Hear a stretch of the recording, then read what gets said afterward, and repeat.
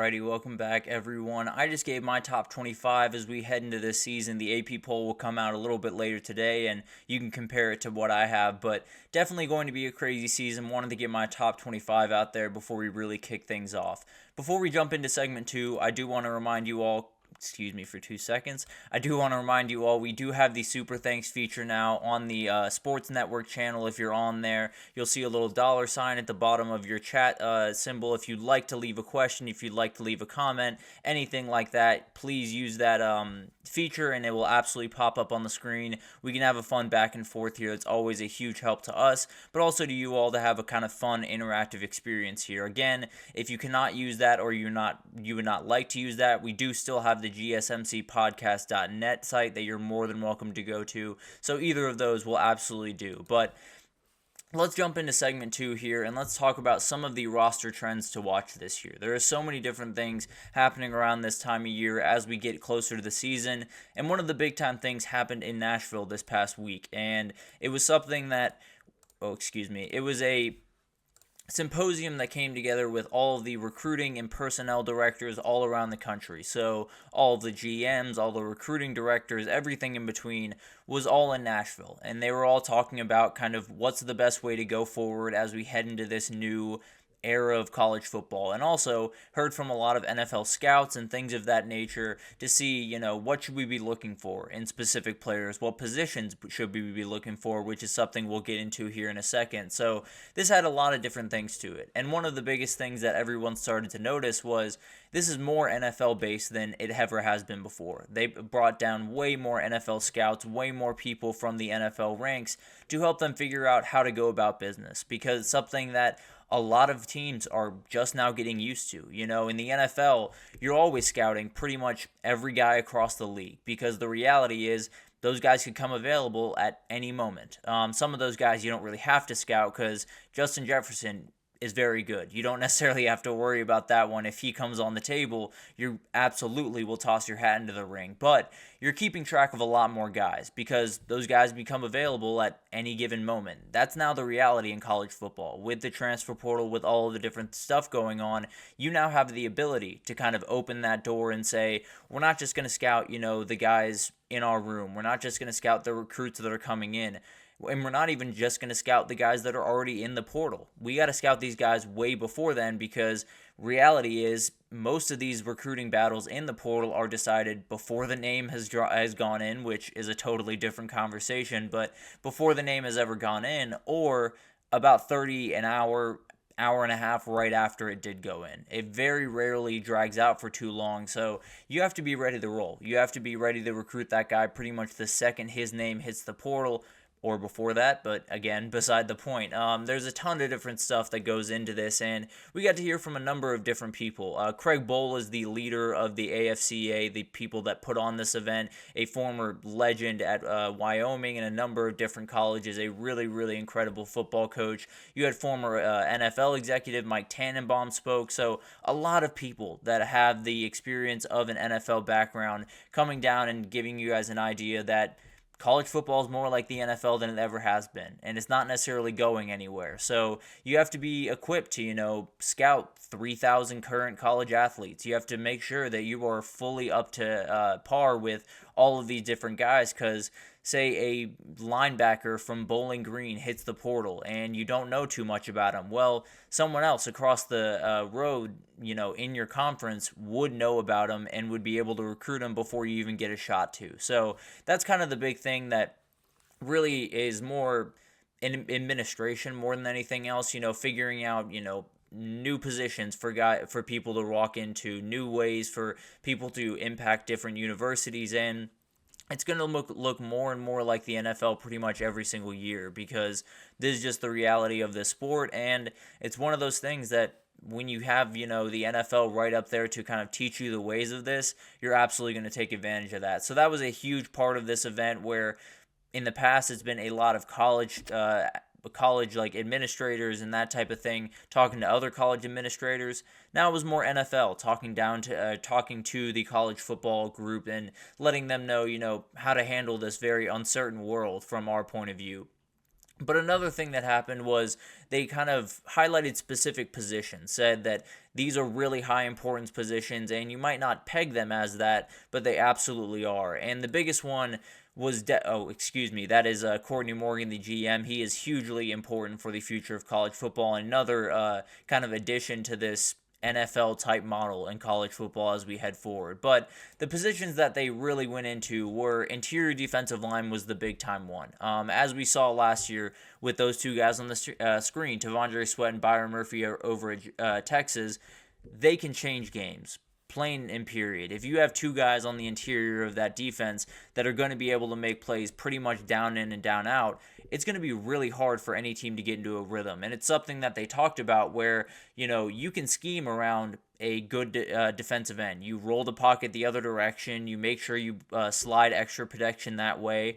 There are a number of things you can do to handle a really talented edge rusher, maybe like James Pierce Jr. There are a number of ways you can at least stifle him.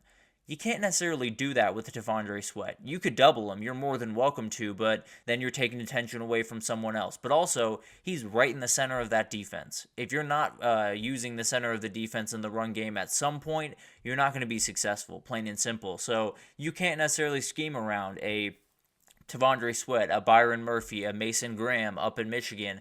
Those guys can't be avoided. They're going to make their plays because at some point you're going to have to run inside zone and that person's going to get dominated at the line of scrimmage. So overall, it's one of those things that we talk all about edge rushers and getting the quarterback on the ground, and that's hugely important. But the reality is, if you can get the push interior, if you can get the push from the defensive tackles on the guards of the offensive line and collapse that pocket a little bit, the sacks will come. There's no two ways about that. The sacks will find their way to happening, and Texas did struggle with that a little bit last year, but I promise you, they would have struggled much, much more if those two guys were not on the field. In fact, it would have been a very poor showing from that defensive line. So when you look at the groups that have happened over the last couple of years, Braden Fisk was a huge, huge piece for that Florida State defense down the stretch, especially down the stretch, where he just played incredible football and made them essentially win a number of the games that they won down that stretch of that season. So a very, very talented guy, someone that absolutely is going to play a huge part at the next level and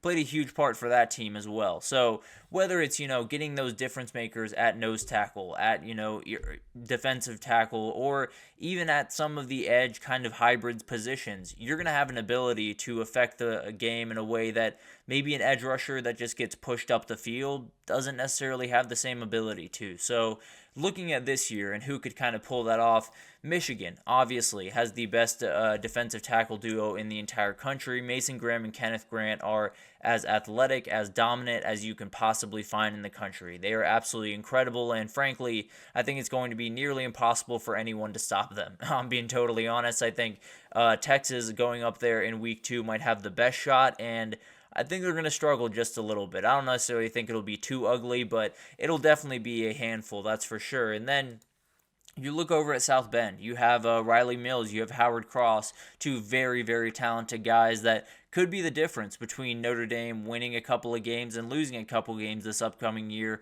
like it was with Texas and Tavondre Sweat and Byron Murphy. So it's incredible how big of an effect these defensive tackles can have. When you look at what they, do on a down by down basis, it doesn't look like the craziest thing in the world. It doesn't look like they're having the biggest effect in the world, but they are the most important when it comes to when you can play elite defensive line. Everything else comes into play. If you can get push on the interior, your edge rushers can get there a little bit easier. If your edge rushers can get there a little bit easier, the ball is forced out of the quarterback's hands a little bit faster than possible, and if that happens, your back end can make more plays. So all of this kind of plays together, and those interior defensive linemen is where it all starts. So Michigan, obviously, Notre Dame obviously has elite. Ohio State has elite guys. Alabama has elite guys. Ole Miss seems to have elite guys. So they should have no problem there, and definitely could be teams that you might just want to watch a little bit closer as teams that could make some noise because of that interior defensive line play. The other position that they went after, the other position that they circled as hugely important in today's college football, is a very high IQ safety. They very, very much need a very high IQ safety on the back end of that defense, because you look at all the schemes that are thrown at you. You look at all the different things that are thrown at you from a day-to-day basis, on a weekly basis in the college football world. you got to be ready to roll. You have to make sure that you have someone on the back end that can identify, if this guy slots over, if this guy moves from the slot to the outside, they're audibling to this, and he can communicate that to everyone on the back end. That is so important in a day and age where you have so many passing offenses. And frankly, I think you're going to have a couple more that go a little bit faster pace this upcoming year, and you're going to have to make sure everyone's aligned. So that safety becomes that much more important. Someone like Xavier Watts is absolutely huge. I think there's so many different things that he needs to have in place and needs to be the absolute leader of this back end defense if they're going to make some plays this year. Now, he's one of the best defensive players in the entire country, so it's no two worries about that. I don't necessarily think they're worrying about his high IQ up there, but at the end of the day, there are a number of different things that come into play here. I think you have a number of different players that can make that big time impact. I think you have Caleb Downs right there at Ohio State. He's going to be able to make plays. There's no two ways about that. And frankly, even with a back end that was already going to be incredible with so many great guys, adding someone back there like Caleb Downs just to make everything fit perfectly is as valuable of a piece for Ohio State as anyone this upcoming year. So huge for him. Another thing that was talked about in this piece by Andrew Ivins, I don't know if I said that earlier, but Andrew Ivins over at CBS did a great piece about this. But he was talking about how important it is to get all of the, especially for safeties, make sure that they are in place before they get to college. From a tackling perspective, from the raw, just knowing the foundations of their position perspective, you got to know before you get into the college ranks because it comes at you very quickly. And if you want to have an effect like Caleb Downs did his freshman year at Alabama, you got to come in as a complete tackler. You got to come in ready to roll and not be, a little bit iffy on that side of the ball. So that'll be a really interesting thing to watch. And then Malachi Starks is as good as it gets when it comes to this respect, when it comes to high IQ safeties that are on the back end and can make plenty of plays. He is that guy. He is very, very talented and could really help out a back end for Georgia that just doesn't look quite as strong as you would like it to look as they head into the season. Iowa has Isaiah Nwankpa. Alabama has Malachi Moore. There's plenty of examples around the country of big-time safeties that will make some plays this year. So overall, I think you look at those positions and overall, safety and interior defensive line are not the sexiest positions in the world. We all understand that. I don't think that's a secret by any means, but they make all the difference. It's another reason why Texas really needs to figure out that interior defensive line, and we'll talk about that in the next segment, but there are so many different things that need to happen for some teams, and if they don't, it could be the difference between a title and not making the playoffs. So that'll be a really interesting thing to watch. Having stability at the interior defensive line, having stability on the back end at a safety position makes all of the difference in college football today and could put you in a good position to get drafted in the future. But definitely will be an interesting thing to watch. Let's take our second break here. When we come back, we're going to talk about the biggest leap that needs to be taken by title contenders. We talked about the big four teams on the first segment. Now we got 6 more teams for you that I want to break down right after this, so stick with us.